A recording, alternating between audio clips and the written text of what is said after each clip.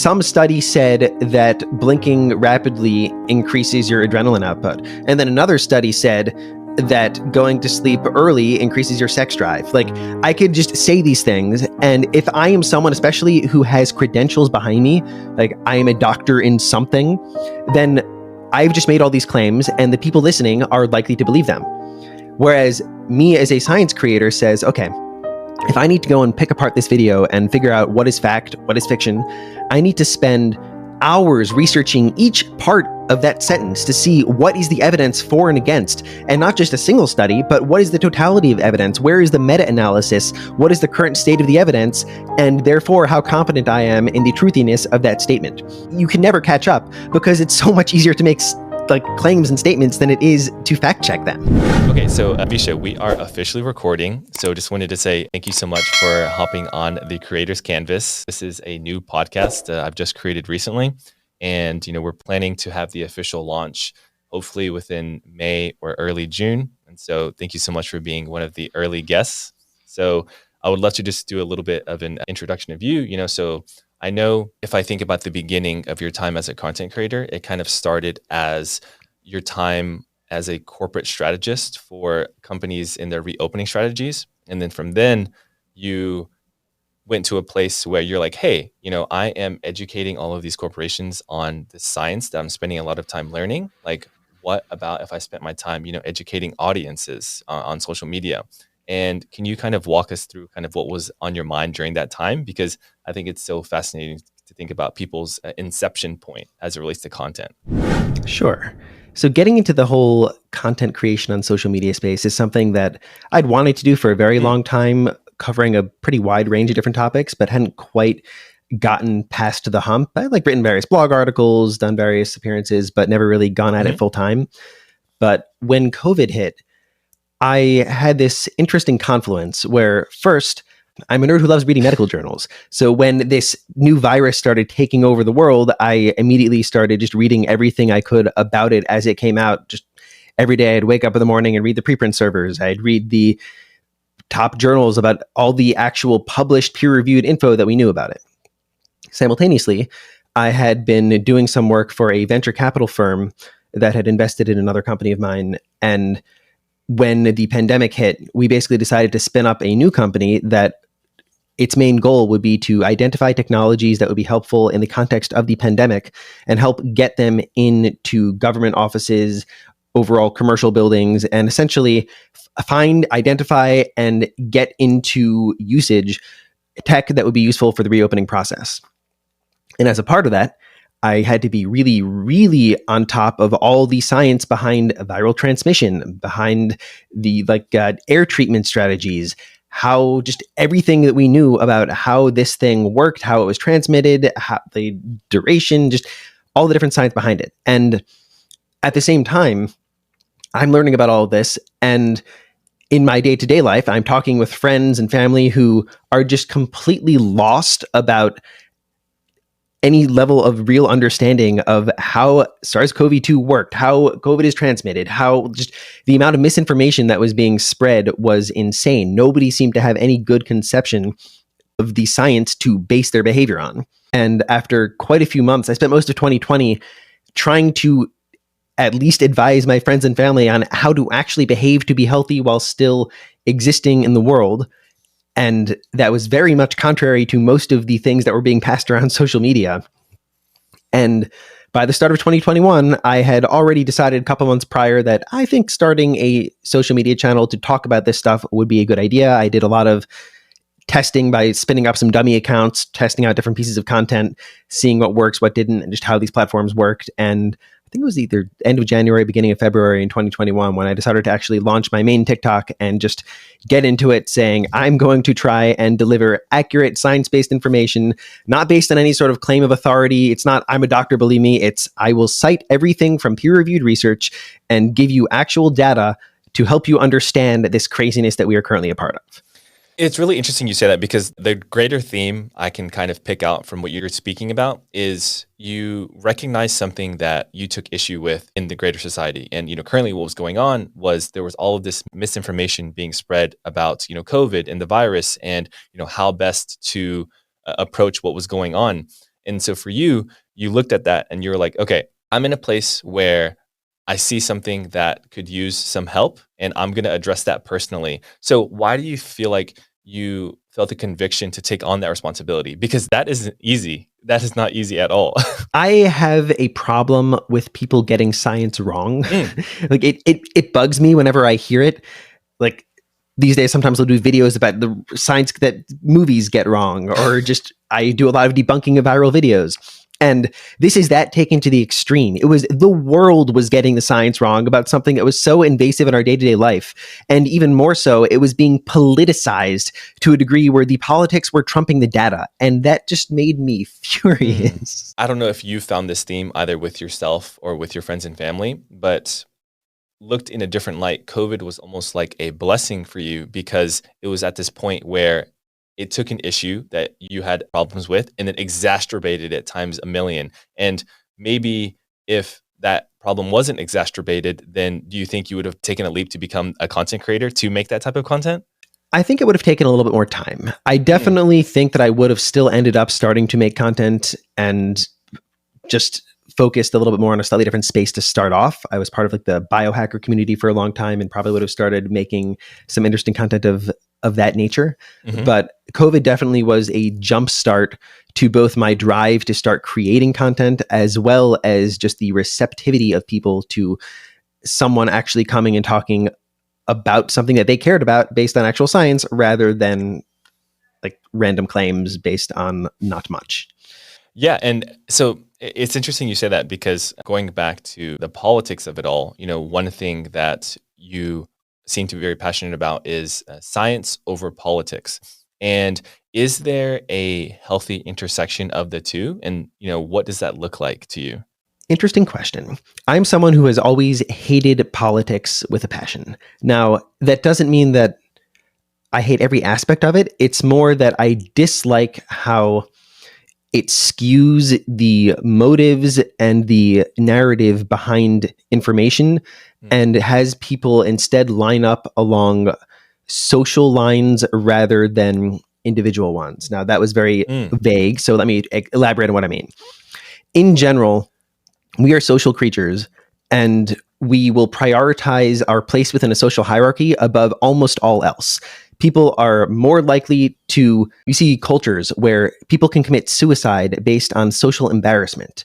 It's big in like a lot of Asian cultures, but even in America, you see so many times people will do things to their physical detriment based on their perceived social reputation. You see this in like cults where they end up committing suicide based on the social pressure to do so, even if they don't fully believe in it. We are programmed on a pretty base biological level to value our social hierarchy above all things. Now, what that means is that as soon as you start getting beliefs that are associated with our place within an existing social hierarchy, then we feel a need to hold to them regardless of any sort of evidence behind them. And that's a problem by itself, but it gets even worse when you start getting a lumping of different sorts of beliefs. So there have been many studies done where they take a particular opinion, a particular belief, fact, statement, and they give it to a participant and they say, look at this. How much do you agree with it on a scale of 1 to 10? That's a baseline. And then for another group, they say, this is a current party, like a belief being put forth by the Democratic Party. And they give the exact same statement and the exact same evidence behind it, rationale behind it. And then they say, how much do you agree with it on a scale of 1 to 10? And then they go to the third group and they say, this same piece of information is being put forth by the Republican Party. And how much do you agree with it? And then they ask, okay, now that you said that, why do you believe what you just said? Like, why do you disagree with it so much? Or why do you agree with it so much? And without fail, the people who said they strongly agree with it will start coming up with all these reasons for why they agree with it. But those are post hoc generated reasons. The reason why they actually said they agree is because it lines up with their party, which they feel a need to associate their belief with that overall party belief. And then there's been a lot of research into this whole process where the brain generates explanations for what it concludes, and those are not necessarily the actual foundation of that belief. We're really bad at picking apart our own beliefs. And that, to make a long story short, essentially says why I dislike the lumping of beliefs within the political structure, because it is rarely based on actual logic and evidence, and instead is very strongly based on just a clumping of large, very unrelated topics along these very, very big clumps of like politics. Man, okay, so that was so fascinating. So much to unpack there. One thing that's coming to mind for me is how dead set, we are, kind of in the US along our party lines. So, to your point, if this idea is attributed to be, left or right, then, we are going to unconsciously, try and reason away why, that idea is correct or good for society. And how do you think we can go about declumping the intertwining of politics and science so that science can then influence politics in a way that's beneficial for society and it doesn't cause a lot of divisiveness, which is obviously what we saw during COVID? That's a very complicated question. And I mean, the basic level will be to restructure our entire political system. That's not going to happen anytime soon. Agreed. However, I think something that can apply almost equally to politics and to social media, and pretty much any time when people are making statements about topics where they should be based on science rather than any sort of external factor, is a requirement for people to cite sources when making statements. So if I am someone who is like, imagine that Facebook or TikTok or a political debate required any statement about a fact to be backed up by some source. And then imagine that source had a trust rating of Nature top peer reviewed journal versus some random article on a blog versus some random Facebook post. Yeah. If that is the evidence that they're citing as their source, then suddenly you could have a trust rating associated with a given claim. And that one could be based on an entire system that is just around evidence rather than any sort of like social factor. It's interesting because one thing that reminds me of, and connecting it back to kind of what you do as a content creator, is I know there's this term you use, the science creator dilemma. And, can you kind of speak on, what that means for you and what you've experienced on that mission of what the work you're doing as a content creator? I'm trying to remember when I used that exact phrase, but there are several things I might have meant by it. Yeah. So, one I would say is that when you are spouting some piece of information, in a single sentence, I can make 10 different claims and maybe even tie that claim by saying, some study said that blinking rapidly increases your adrenaline output. And then another study said that going to sleep early increases your sex drive. Like, I could just say these things. Yes. And if I am someone, especially who has credentials behind me, like I am a doctor in something, then I've just made all these claims and the people listening are likely to believe them. Whereas me as a science creator says, okay, if I need to go and pick apart this video and figure out what is fact, what is fiction, I need to spend hours researching each part of that sentence to see what is the evidence for and against, and not just a single study, but what is the totality of evidence? Where is the meta-analysis? What is the current state of the evidence? And therefore, how confident I am in the truthiness of that statement. And it is you can never catch up because it's so much easier to make like claims and statements than it is to fact check them. Yeah, I was watching one of your older videos and you mentioned how, one of the challenges is you can spend a huge amount of hours, doing the research for one video you're about to make. And then what happens is, a video that you spent, maybe 10 hours making or researching about doesn't do well, but then someone who just sensationalizes, some, scientific fact, then their video blows up. And how have you kind of dealt, with that challenge and, sticking by morals and ethics whenever you get kind of pushed back in that way? Because you're like, oh my gosh, like, what am I doing? It's something that I'm still very actively working on solving. There are several different ways that I tackle it. And there's definitely a way that I plan on tackling it better in the future, which is if I'm going to go and research a topic, I'm going to spend 10 to 20 hours reading through medical journals. And ideally, I wouldn't want that to only be a 30 to like 120-second video, and instead I want to put that a little bit more into it. And most people aren't going to want all of the actual evidence.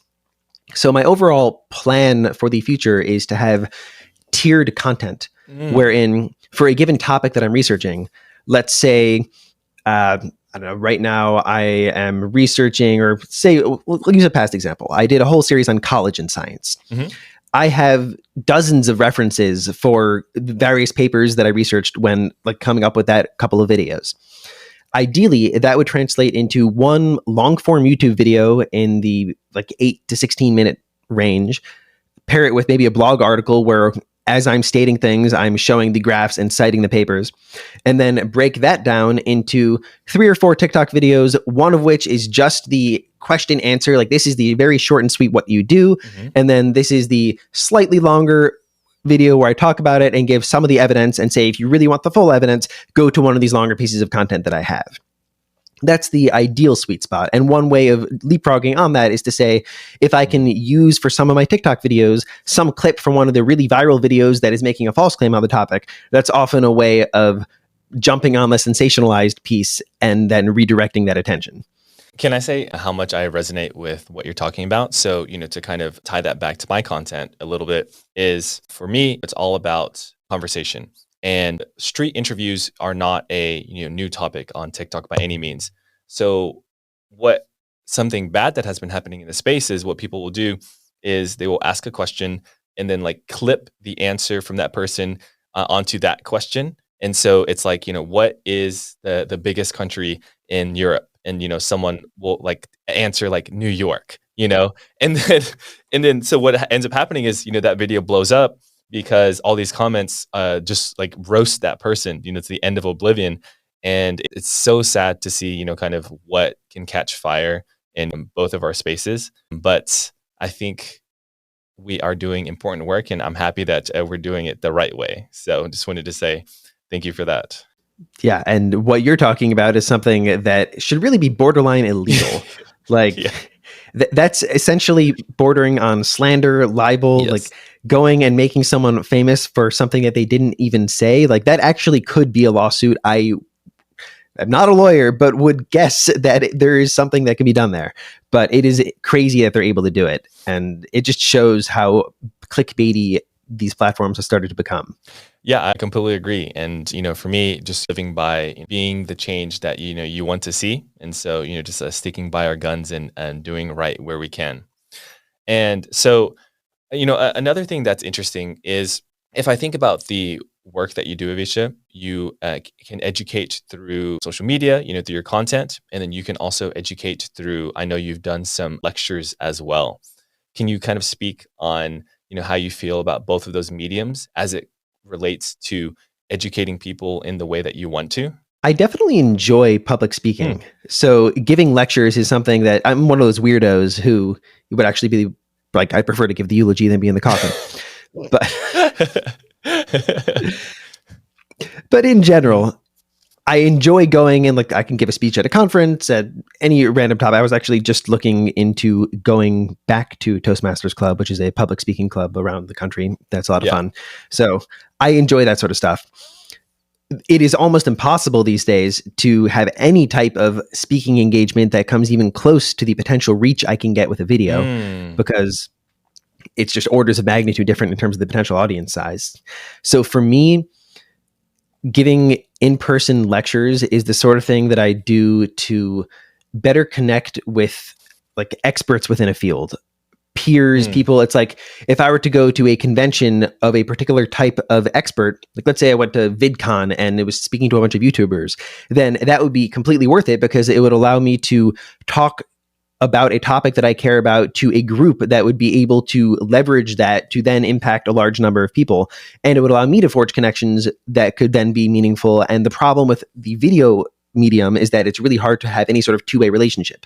It's me casting things out into the void, responding to some comments, but it's really hard to form any sort of direct relationship with the viewer, as opposed to someone comes over to me after a lecture and we can talk, we can continue that and actually forge a more lasting connection. It's fascinating you say that, piggybacking off of like, the VidCon example where, maybe you were scheduled for like a panel and, you could speak to a bunch of creators, and that's such a good way to have that two-way relationship. So as a person who creates science and education content on social media, what do like partnerships and brand deals look like for you? Because the reason I ask is because, for me in the interview space, so many people ask me the question, what does a brand partnership even look like for you? Like, what do you do for people, And literally I tell them like, yeah, like I just work with other brands and do interviews for them, and they're like, what? Like, that's a thing, that's a possibility. So would love to kind of understand, what that looks like in your world. Sure.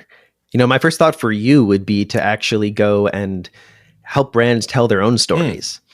Like, you're someone who asks really good questions that are not quite as apparent.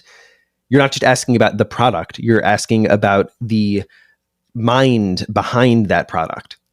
And oftentimes that's the single best way to actually get loyal followers of a given product, is to get people connected to the story of its coming to fruition. So for you, you can use your platform to go and actually have something that like is really interesting and meaningful, and it doesn't even come across as so inauthentic because you're telling a story and people will resonate with that in any medium. Thank you. When it comes, no problem. When it comes to unsolicited advice over, when it comes to me, it is something that I struggle with in some contexts because I say no to so many brands who come to me asking to try and promote their product because I have an extremely rigorous vetting process. I will not promote anything that I do not actually believe will both work, be done in an ethical way, be reasonably priced for what it offers in some manner. So I will say no to like 95% of the brands that reach out to me who want me to promote some sort of supplement or device or thing. Like, the number of different CBD companies that have sent me products, be like wanting to talk about them. I've gotten a bunch of them. I've tried a bunch of them. And no, I haven't talked about any, because while I do think there are some medically useful applications to something like CBD, when the brand reached out to me, I said, look, I am not someone who particularly needs this in most contexts, but I am experimenting with the different ways of enhancing my sleep right now. If you send this to me, I will test it. I will see, based on my various wearable sleep trackers, if it has any measurable impact. If that is the case, then I will progress to the next step and we can talk about you paying me for a video or anything like that. But until I take a product and do the research into the science behind it, and I'm comfortable with the fact that there can be a benefit, and then B, test it for myself and have some sort of objective measurement for the fact that it works in myself, I need to get past both of those stages before I will agree to work with any brand that is selling anything. The one caveat being, if it's something that is not in any way trying to make some sort of health improvement and instead is just a personal preference, I'm more likely to be able to talk to them without as many like steps. So for example, I worked with a brand a little while ago called Cometeer, which they have little coffee pods that essentially they make really high quality coffee. They have a proprietary freezing process using liquid nitrogen, where they basically make really concentrated coffee, freeze it in liquid nitrogen, and then ship it to you on dry ice. You have these little pods that you keep in your freezer. Cool. And then if you want like a boutique quality coffee without going through all the rigmarole, instead you could just take it and dump it into a cup of hot water or milk or whatever, and suddenly you have a nice cup of coffee in the morning. And it's both cool and sciencey how they did it, and also just a lot of fun. I use it probably most often for like quick coffee-based cocktails, but that's the type of thing that doesn't require so much vetting. It's cool, it's interesting, and yeah, I was happy to talk about it. Oh, and I appreciate the advice earlier, by the way. It's funny because I feel like I'm still relatively a new content creator. Hasn't even been a year yet. Started, last August, and still exploring every different avenue that, I feel like I can, fit in with, brand and the work that they do. So I appreciate that insight. But going back to what you just said, it's interesting because it sounds like there's two different roads for deals. There's one where they are things that your audience could literally be ingesting and that have these touted benefits, and you're wanting to vet those benefits, versus the other road where it's, okay, so this is coffee. Like, everyone knows coffee. It's, well understood in general society, and it has a cool, interesting scientific twist to it. So for you, have you thought about what have brand deals looked like for the other side where it's like, okay, so you partnered with that coffee brand. So have you partnered with any like, supplement brands or like what has that looked like for you? Sure. And also, there's actually a third category, which is we're not trying to sell anything, but instead we are trying to promote brand awareness of something related to science. So, for example, I did like one collaboration with the JFK Library Foundation that just wanted to talk about some sort of cool like, motivational message. And that was fine. I did another one. Actually, I'm doing one right now with a company called Illumina, which is basically they manufacture 90% of all genetic sequencing machines used by companies like 23andMe or any sort of academic research lab. They're just the force behind the technology of genetic sequencing. And that's something that they're not trying to sell anything to my audience. They're just trying to make people a little bit more aware that they exist and are doing cool stuff related to science and genomics. And they're not some sort of big pharma company, which is a little very politicized. Instead, they're a company doing genomics and they're really cool. And I'm happy to just make an educational video about the topic of like genomic science and say, hey, and I'm partnering with Illumina for this video because they're a cool company. And that's one that also is not very difficult for me to justify or like be morally okay with because I like cool science. I like partnering with companies that want to like promote that more.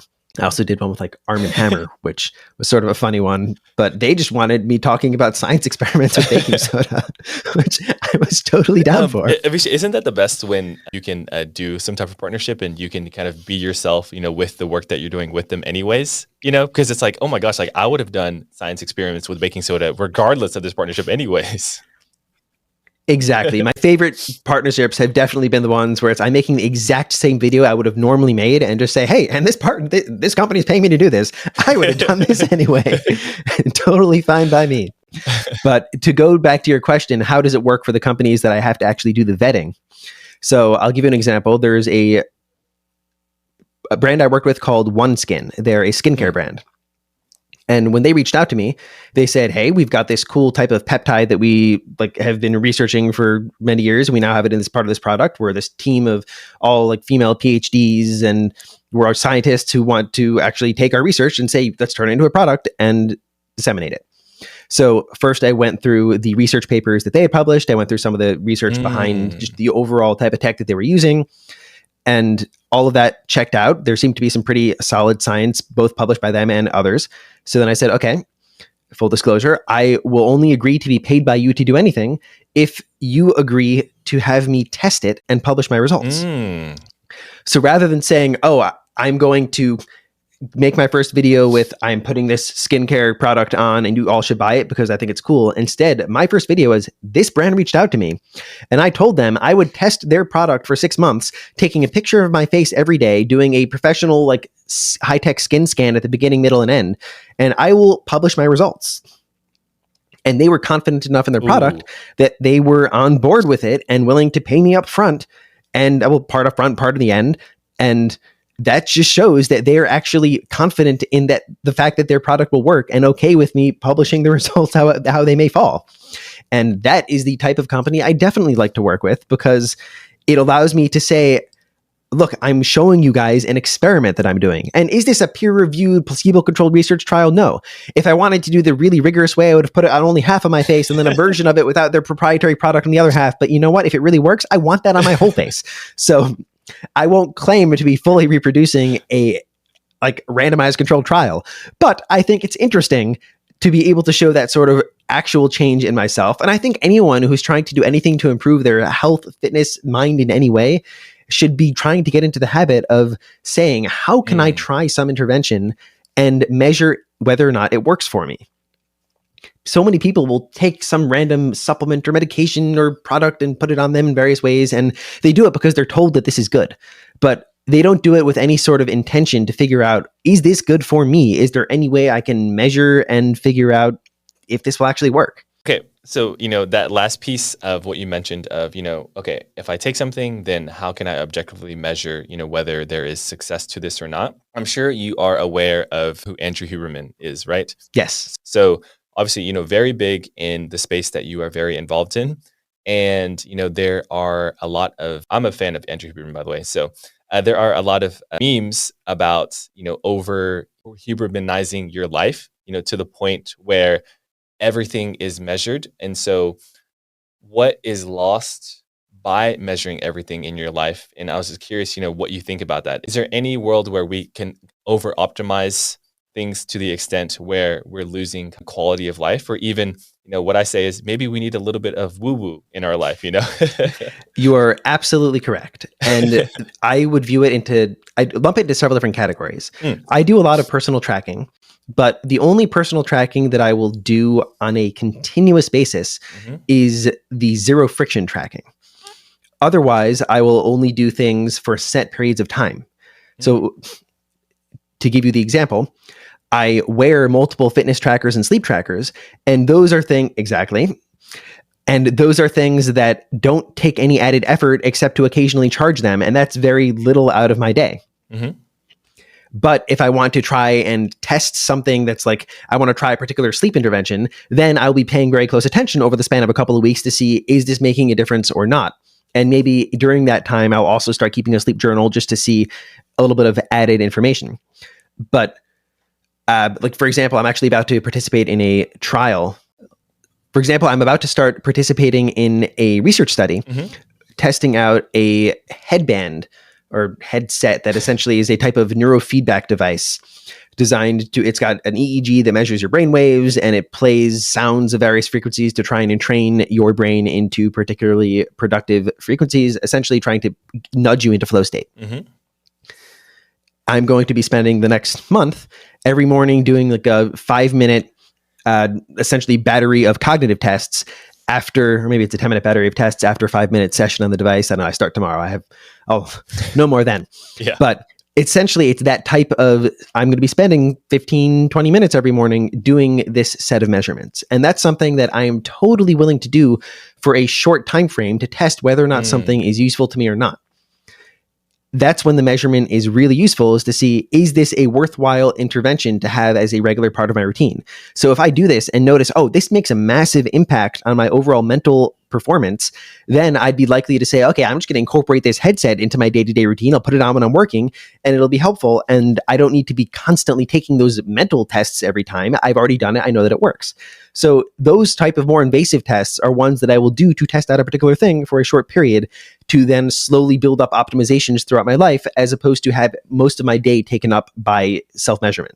It sounds like any new intervention, the friction is very front loaded. So it comes in the beginning and you're like, okay, so I am comfortable with that sacrifice in the beginning. And then because I know it'll serve me in the long term, if this intervention is helpful or not. So Avisha, it's interesting because you are someone I can tell who is very logical and, you measure so many aspects of your life. And so how was that journey jumping into content creation then, where you were then working on something completely different, where not only was there a logical aspect to it, but then you started to tie in that creativity of everything that you do? And I would love to hear a little bit about that. Well, as I mentioned earlier, when I decided to get into content creation, I spent a couple months lurking and basically analyzing the platform, I have spreadsheets tracking different accounts, I looked for different accounts that were in the space I want to go into. I looked for what types of videos made people go from small followings to large followings overnight. I looked for what types of videos were especially which accounts went from 0 to 60 immediately, which ones took a long time to grow, what was the pivotal point that made them grow, what types of content would be reproducible, what types of content would allow for a wide array of topics to be covered rather than getting pigeonholed into one exact format. So I spun up a couple of dummy accounts, tested different videos, tried my hand at it, and essentially took as data-backed a approach as possible to figure out how can I basically optimize my attempt at this rather than rely on chance. And now there's, of course, still a lot of chance involved when you're talking about these algorithms, but I will say I was able to create my first video and grow to 10,000 followers based on that single video that I put out. And then from there, it's been, of course, the leaps and jumps. I will not claim to have fully figured out the platform. It's still a constant evolving process, and definitely a push and pull between the content I resonate with and like to create versus the types I know will do better. And that's a constant balance. But I am still the sort of person who will keep a spreadsheet of all the videos that I've created and every metric I can track from those videos, figure out which ones do better, which ones do worse, and try and optimize based on as much data as I can, even in the sort of more artistic realm. I also have a whole, well, at some point I'll make a series of videos and publish an article on this topic, but I've spent a very large amount of time analyzing everything I can think of about how to succeed on a platform like TikTok based on a lot of like psychology and just making it as methodical and scientific as possible. So Avisha, it's so interesting because, what I'm still hearing is, your process for creativity is still very methodical. And is there any part of you that works on creativity without the data? So even, for example, I know you love creating digital art, but it's art that you don't show people. And so, for that, is there any methodical optimizations that go into that? Or is that just like, hey, I'm just going to have this blank canvas and just go? Interesting. Digital art. I wonder where you pulled that tidbit from. But I say as I spent like 4 hours today trying to get a latest version of Stable Diffusion operating on my local machine, which is an AI art image generation software that you can run locally rather than Midjourney in the cloud, like Midjourney or anything like that. I mean, I've spent a lot of time also on things like Midjourney and basically all of these different tools. I'm always looking for ways to try and get the maximum bang for buck. So yeah, I love creation of like various different forms of art, but I also like doing it in a way that I can spend the least amount of effort possible to get the coolest results. Fascinating. So I'm a big proponent of using things like AI tools for art creation because yes, you can just type in 5 words and get a cool piece of art, but you can't type in 5 words and get the cool piece of art that you envision. It is so far from that. There is so much required skill and massaging and combinations, both in terms of the prompts and in terms of combining different images in different ways. And that is going to be its own field of artwork going forward. That's actually one that I'm really excited by because I am not a talented artist in the classical sense. I cannot go and paint like a mural and have it look like anything other than a 5-year-old. But I do understand a lot of the concepts behind art and have a lot of cool visions that now these will let me actually make happen. And I'm pretty excited to be able to give that a shot. But as to the overall question of creativity that you were asking about, in general, I think creativity is something that often is viewed as opposing, like in opposition to science and logic. I think that really doesn't have to be the case. Beautifully said. Creativity is something that is about the how rather than the what. It's not that, oh, math is not creative, it is logical, and art is creative. You can train someone for years to create a photorealistic painting of a landscape. That is not necessarily creative. That is a technical skill that you can learn. Similarly, you can go and train someone in mathematics and have them be able to craft proofs in ways that anyone who is an actual expert in the field will be, oh, that was really creative how they did that. It's the how they do it. Like, I'm going to go here. Hitler was turned away from art school because he was a talented representational painter. He could make that landscape, but they didn't think he had the creativity to actually go and create art by himself. Now, you can take a lot of whatever you want from that.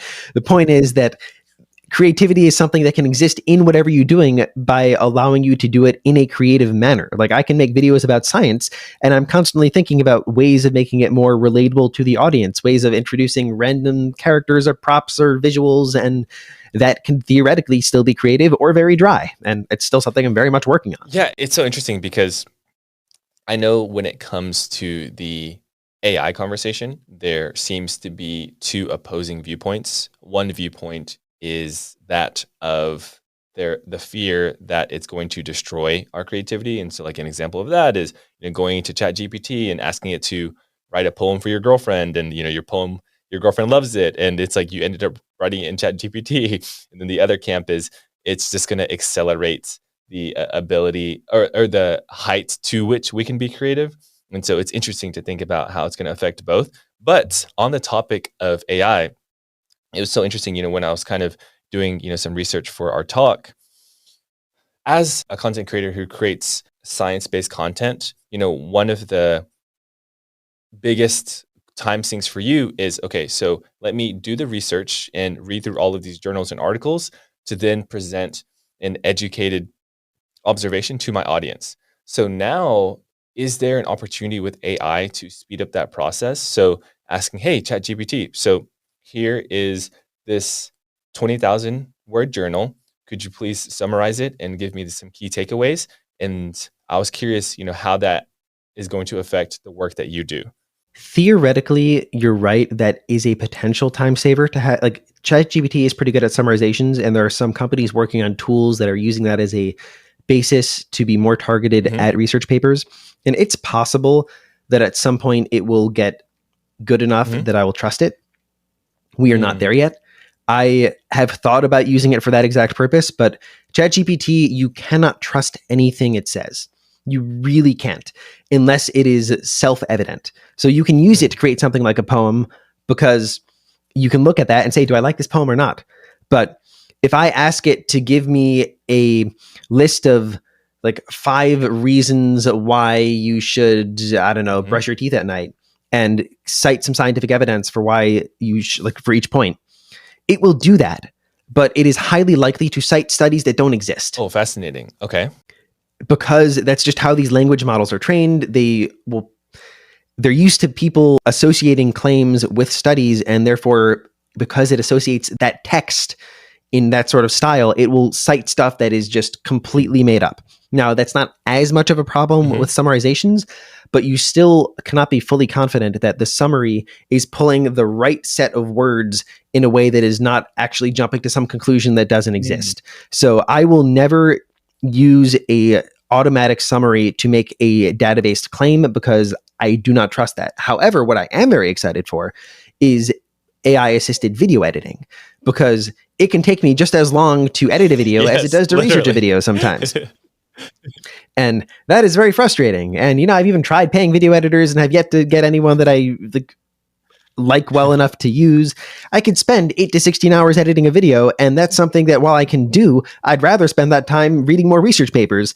So as AI tools develop to make that process a lot faster, I absolutely am excited for it, because that, I think, is the number one most useful part of AI, is eliminating busy work. It's so interesting, because when I think about the things that we have to do as content creators to put out the content that we make, there are so many things that take up our time. And I've been really thinking about this concept of, buying back my time in what ways I can. So similar to you, I'm in the process of looking for a video editor. I'm in the process of, hiring an assistant to help, manage, everything like brand related. And so as a content creator, how more do you think about buying back your time? I know you mentioned, editing is a huge time sink. It's something I think about a lot, because my list of videos I want to create is more than 1,000 long. Oh my gosh. You have all these people who are like, oh, here's how to come up with good video ideas. I don't have a problem coming up with video ideas. I have a problem actually producing them faster. Like, I will create 5 more video ideas in the span of thinking about how to do one video. Yeah. So anything I can do to make that process faster, more seamless, would be extremely useful. Like, I will be hopefully launching a podcast pretty soon myself, and that is going to be its own time sink. And hopefully with that, at least I'll be able to, take certain clips and use that on my other platforms and have it all be a feedback loop. But even that takes time. That's why I'm actually going to be working with a company to handle most of the production for the podcast and focus myself on just the conversations, the guests. And basically, it is very worthwhile for me to split any sort of like revenue in various ways with an external company, to be able to say, I wash myself of the time. I want to be able to amplify my, I think about it from the context of comparative advantage. Yes. If what I am best at is the reading of science and coming up with ways of disseminating it in a clear and concise manner, then anytime I'm spending my time doing something that is not that, is something that ideally I should find some way to outsource. The one caveat being, with something like video editing, there is a level of it being useful for me to spend the time myself to some level so that I understand what makes a good video and be able to then instead design my new videos to be able to be better just from a scripting and filming perspective. So there's some aspect of that I think is definitely useful, but there's 2/3 of the editing process I would absolutely like to just entirely eliminate and say, have someone else or an AI do. And basically anything in my life that I could do with that, just outsource the busy work would be fantastic. It's so interesting because what I think about is us as content creators, if we have the ability to focus on what we're best at, then it really removes so much friction in the work that we do. And, even for example, similar to you, I'm hoping the person I bring on can handle, all of the editing for the podcast. And then I can really just focus on the conversations with the guests, because that is the type of work that I think is the most important. And so, now kind of we're on this topic of all of the work that being a content creator entails. And so I would love to kind of dive in a little bit into, burnouts, because I think that is, kind of the next logical step in that conversation. And, for me personally, just to share, like, I remember all of the videos I've made, and I love talking to people. It's always been that way. Like, I've always been on the edge of my seat hearing people's stories, Avisha. And the only time I've ever gotten burnt out with the content that I create was in March, this past March, was when I was creating content for a brand where I was asking questions that I wasn't particularly passionate about. And I was like, man, I'm like really getting away from the meat of what's most important to me. And I can see that mentally, and kind of how I'm feeling. I would love to hear a little bit about, kind of burnout in kind of your time as a content creator. I think the times when I've suffered the worst type of burnout would be when I feel like I have to continue with something that I started that is not working. So, for example, there have been multiple times I've created video series where I hoped it would go a lot better than it did. But at the beginning, I laid out the scope of what I want it to be. And there's a small subset of my viewers that were actually interested in it. The issue is the way the TikTok algorithm works is, even if I know a larger percentage of my audience would want to actually watch the whole thing, if the way these videos are done, it's just not getting shown to anyone. It feels like I'm pushing a stone up a hill for it to roll back down again. If I'm spending my entire day filming, editing, posting something that I know part 2 got 16,000 views, this is going to get 10,000 views, and tomorrow's is going to get 5,000 views. And it's just, I feel stuck in having to continue doing it because I promised some people that it would happen, but I know I could be spending my time in a much better way. And that's something that I haven't fully solved, but I think the primary way I'm going to be handling it is, for topics like that, I will likely just do a single long form YouTube video for it and have it only be shown to the people who want to see that type of content. And then I will do 1 or 2 summary short form TikToks, Reels, what have you, in the most attention grabbing manner possible. And then just direct them to the longer one if they want. And that way I don't feel like I have to just keep producing the short form content that's not going to do well on this platform.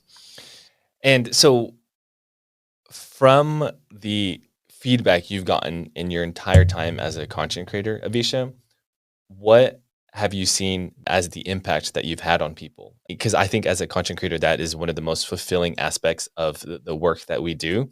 And if you have any stories that stick out to you about that, I would love to hear. There's definitely been multiple stages of it. So for the first year when I was doing a lot of COVID content, I would be getting a lot of people reaching out to me saying that, hey, thanks to your videos, I decided to go and get vaccinated, or I convinced my mother to go get vaccinated.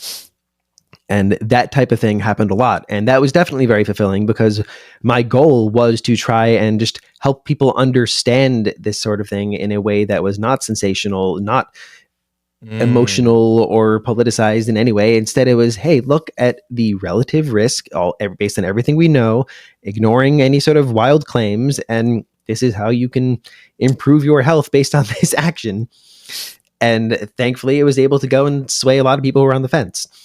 So that was the first year where a lot of that type of thing was definitely very nice to see.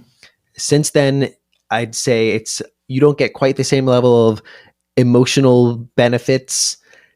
But I do have people who will often resonate with some type of video that I post, just helping them make a better decision.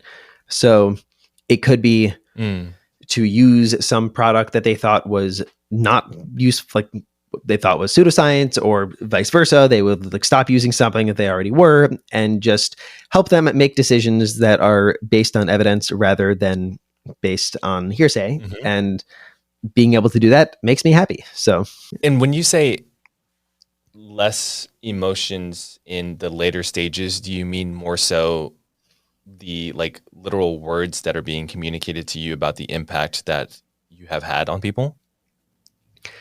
I would say that when it comes to convincing someone to get vaccinated in the middle of a pandemic, that is something that has a large potential to drastically impact someone's life, because the data is very clear. The difference between getting it's still fairly possible to get COVID when you have been vaccinated. However, it is immensely evident that getting it once you have been vaccinated, your likelihood of severe disease progression, long-term symptoms that could affect you for the rest of your life, death, anything like that, goes way, way down if you have been vaccinated first. So based on the number of people that I was able to help get vaccinated, I think I had a very meaningful impact on people's long-term life and health. And that's something that is not quite the same as saying I improve the quality of people's skin.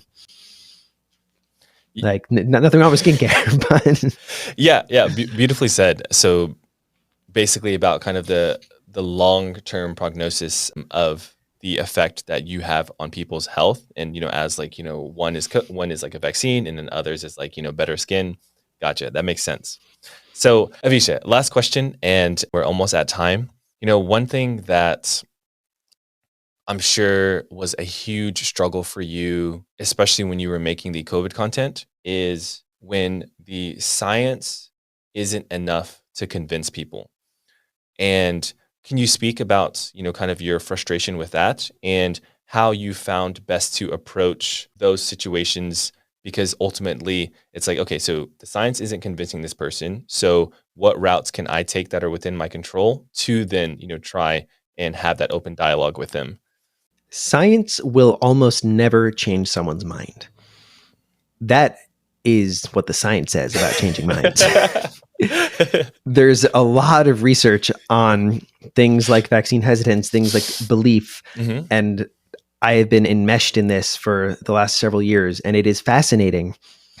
When it comes to actually changing an individual's mind about a contentious topic, especially a belief that is fairly deep-seated, whenever you have a belief get challenged that is in any way associated with a sense of identity, which most things around COVID were because of how identity politics works.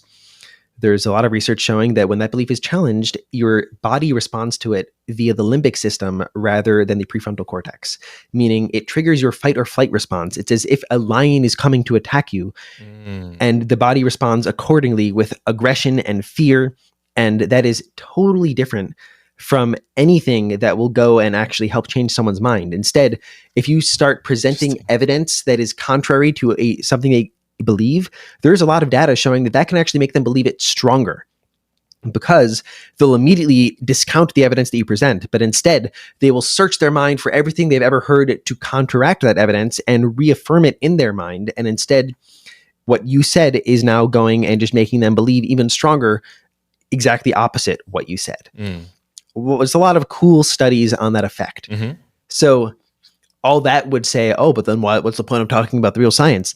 And there's several reasons. So first, if I want to go and have a conversation with an individual person and change their mind about a topic like vaccination, and that's something I had a lot of conversations about this over the course of the pandemic. The first step is to understand why someone believes what they currently believe. And even more, help them vocalize and understand why they believe what they currently believe. And a large percentage of people are not going to immediately jump to some particular piece of evidence. Instead, it'll likely be based on some fear, on some meta belief about the source of information, about some sort of social pressure pushing them in a certain direction. And it's all these things that are very loosely related to evidence that until you address that first part, the evidence isn't going to do anything. And even more, even you can't start those conversations in any way by showing evidence to counter their current belief, because that triggers the defense. So the process is you first get them to say what they believe. And then oftentimes it's figuring out where the leeway might lie. So if I go to someone and say, okay, you believe that you should not get vaccinated, right? On a scale of 1 to 10, how strongly do you believe that you should never get vaccinated? And if they say a 10, then there's not much you're going to be able to do, but you can at least start asking them why and try to figure it out. But if they say a 5, like I'm pretty strongly, but like I'm not entirely crazy about it. So then I say, okay, why is it a 5 instead of a 7?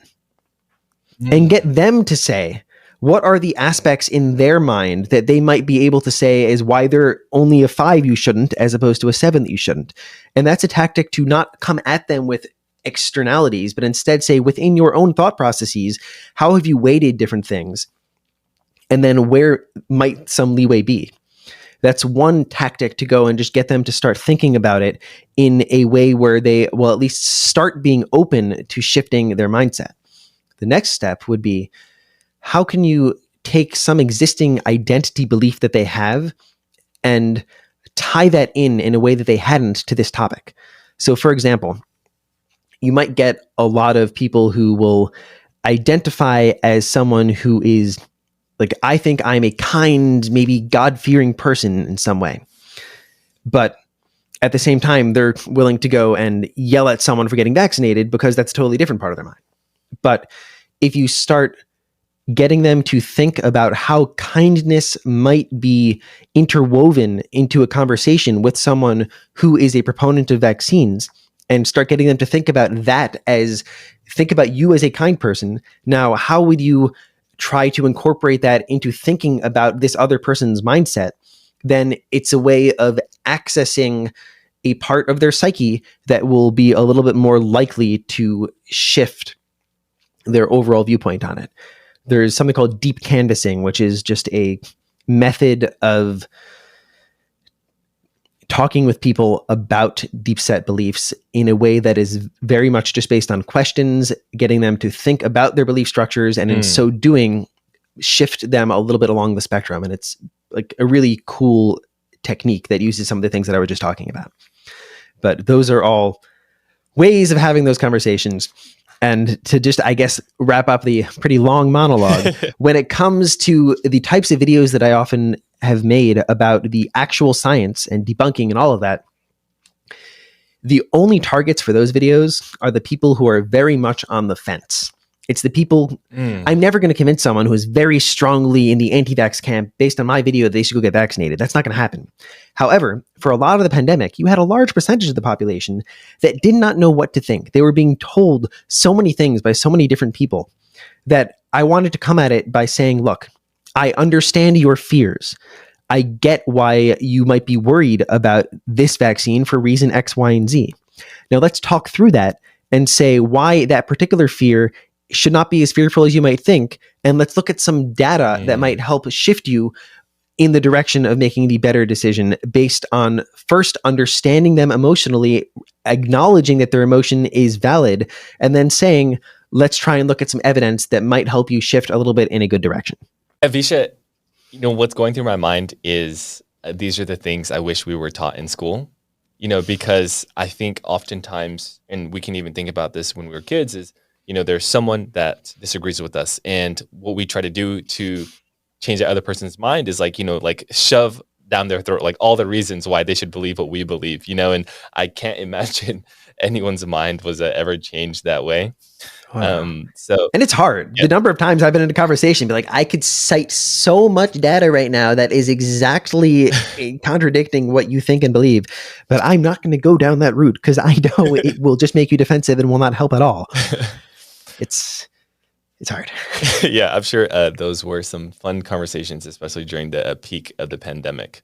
But Avisha, just wanted to say, thank you so much for coming on the Creators Canvas. And, before we wrapped up, was there any projects that you're working on or anything that you have in the pipeline that you'd like to talk about? And would love to give you that space to, kind of speak on that. Let's see. I will be launching a podcast soon, but that's a little ways away. So more on that to be determined. I am going to start spending a lot more time making a really cool newsletter. If people want to sign up for that, about just hopefully weekly cool collections of studies, tips, ways to just improve your life based on science. And let's see, last thing. One thing that I'm definitely going to be trying to do a lot more going forward is introduce sort of just when it comes to the type of content that you create and getting into the more vulnerable side of people. That's the type of thing that I really want to try and be doing a lot more within my content, which is going and not being afraid to say things that are from me as opposed to just from a research study. It's a challenge that I have had to deal with a lot in terms of just how I approach content. I find it very easy to say, oh, well, a study says this, therefore you can't yell at me for it. But that's not a good way of actually making a connection with your followers, because then you're just acting as a conduit, which can be useful as a useful conduit, but I don't want to just be a science reporter. So instead, finding ways of injecting more both personality and my own thinking into things is something that is just a big challenge that I plan on trying to tackle more going forwards. So it's just something I'm thinking about right now that I think is in the line of the type of thing that you deal with a lot. So that's it. So super excited about the podcast, and with the newsletter, that link is on your website, right? I'll make sure to have that included in kind of the bio of everything as well. Yeah, it's just distilledscience.xyz/newsletter. Awesome. And then looking forward for people to connect with your personality more, Avisha. I think they deserve that relationship with you. So I think that'll be incredible. Just wanted to say thank you so much for coming on the Creators Canvas, and can't wait to talk soon again. Yeah, my pleasure. Thanks for having me. All right. Thank you, Avisha.